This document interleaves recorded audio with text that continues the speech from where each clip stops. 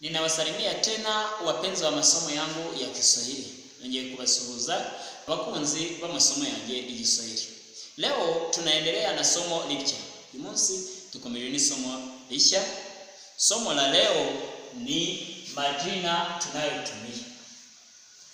Amazina cyangwa se iyo tuvuze majina ni nomino. Amazina n'ubundi bisanzwe mu Kinyarwanda dukoresha. Mu Giswahili harimo amagambo menshi cyangwa se amazina menshi dushobora kuba twakoresha, ariko aha nagerageje gufata makeya nibura muri yo tuzakomeza tugenda tubona nandi uko iminsi igenda yicuma. Mukurikire. Mungu.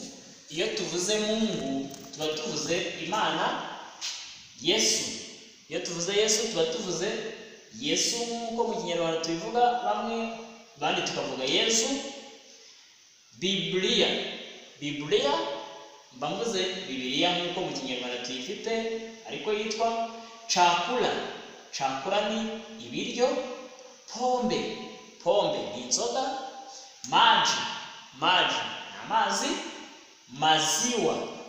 Maziwa na amata. Wazazi na ababyeyi. Kiongozi ni umuyobozi.